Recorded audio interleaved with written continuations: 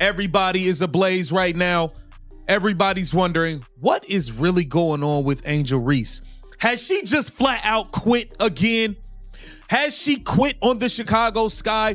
To be fixed, and I don't give a damn if I get fined because that shit cheap, and I am tired of the shit. Because I've been nice and I've been humble with it, but I am tired of the shit. Game, her team won the championship game without her, and she feel like she was supposed to get a ring or whatever. I don't know. Angel Reese has vanished. The Chicago Sky are calling it a back injury, but fans and critics are calling it what it really looks like, quitting.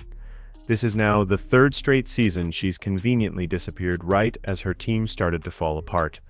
The official story makes no sense, and her established pattern of behavior reveals a shocking truth about one of the WNBA's biggest names.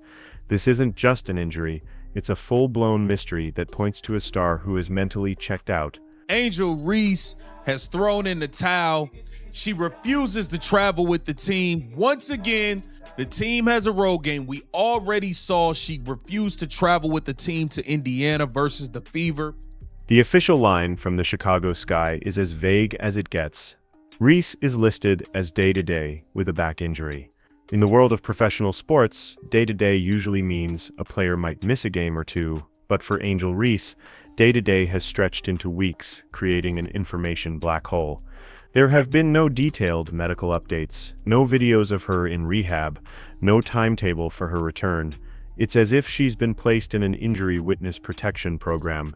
This wall of silence has done nothing but fuel the fire of speculation, because while the team stays quiet, Reese's history has been speaking volumes, and what it's saying is that this sudden, convenient injury feels eerily familiar.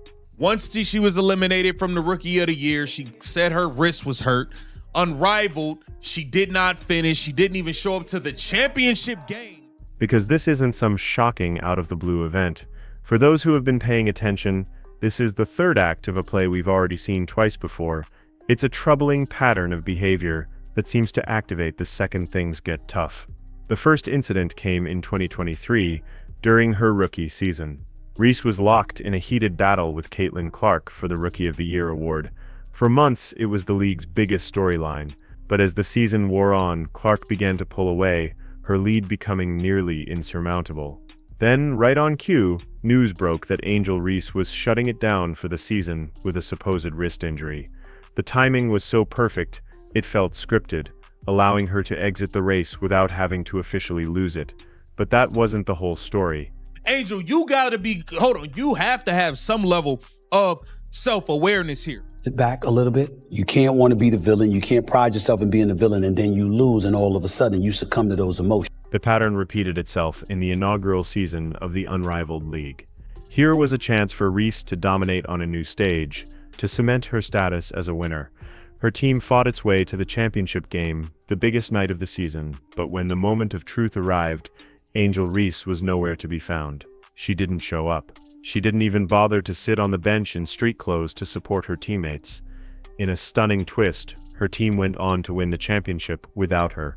They celebrated, they lifted the trophy, and their star player was a ghost.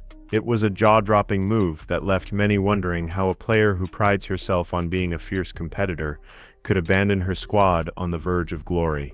And what happened next would shock everyone. Obviously, showing a complete lack of leadership. Man. Caitlin Clark's been hurt. She traveling with the team, supporting on the bench. If those incidents raised red flags, her latest stunt has set off a 5-alarm fire. In the middle of this disastrous 2024 season, with the Sky sinking in the standings, came the ultimate showdown, a road game against their arch-rival, the Indiana Fever. This isn't just another game on the schedule, this is the Caitlin Clark matchup, the one rivalry the WNBA has pushed to the moon. It's the game that sells tickets and drives ratings. It's the one game where you expect your leaders to show up, even if they can't play. But Angel Reese refused to even travel with the team. While her teammates were preparing for war, their franchise player was back in Chicago, completely detached. It was seen as the ultimate betrayal, a clear message that when the going gets tough, she gets going in the opposite direction. The Chicago Sky, you guys are the gum on the bottom of the shoe of the league. They need Angel Reese to play in games. Angel, where you at? Where you at, Angel? This is nuts. This decision looks even more damning when you place it side by side with the actions of her rival. Caitlin Clark has been battling a legitimate visible groin injury, the kind of painful ailment that could easily sideline a player. And yet she hasn't missed a single road trip. You can see her on the Indiana Fever bench every single game, dressed in her warm-ups, cheering for her teammates, and actively engaging with coaches during timeouts. She is present, invested, and involved. That's what leadership looks like. On the other side of the coin is Angel Reese, whose mysterious ailment is apparently so severe she can't sit on a plane, but wasn't severe enough to stop her from soaking up the spotlight at All-Star Weekend events just a short time before. The contrast couldn't be more stark, painting a devastating picture of a star who lacks the fundamental qualities of a leader. Hey, look, bro, you gotta remember, she quit in Unrivaled. She just stopped playing in Unrivaled. Said she was hurt, didn't show up for the championship game, didn't even show up and watch. Last season, she claimed her wrist was messed up, didn't finish playing in none of the games. The Indiana Fever are 7-1. I repeat, the Fever are 7-1 in 2 years against the Chicago Sky. But perhaps the most bizarre part of this whole saga is the idea that Reese only seems to turn on the intensity when there is a direct, personal prize on the line. For much of this season, her play was inconsistent, but then came the All-Star voting period. At the time, she was sitting in 13th place in the polls, in danger of missing the cut. Suddenly, a switch flipped. For a frantic 10-game stretch, she played like a woman possessed, putting up incredible numbers. It was a calculated, ferocious hustle that got her exactly what she wanted, a spot on the All-Star roster. The moment the voting closed and her spot was secured, that fire seemed to dim, and soon after, the convenient back injury appeared. It created the undeniable impression of a player who is motivated not by team success, but by personal accolades. I heard she was at the practice, but you did not travel with the team to the game. I think that's kind of whack, I'm not gonna lie. The leader of the team's supposed to be there. It's not about black and white. It's about that white player and that black player. Why? Because of the history that they had before they came to the WNBA. This entire situation has led to a shocking and uncomfortable question being asked in basketball circles. Are the Chicago Sky actually a better team without Angel Reese on the floor? The numbers are starting to suggest it's possible. When Reese plays, the offense often becomes predictable and stagnant, revolving around forcing the ball into her in the post. Without her demanding touches, the ball moves with a newfound freedom. The guards are running the offense, the wings are cutting harder, and the team is generating better shots through smart ball movement instead of desperation. There's a visible change in energy, as if the rest of the players have been liberated from the pressure of feeding a single ego.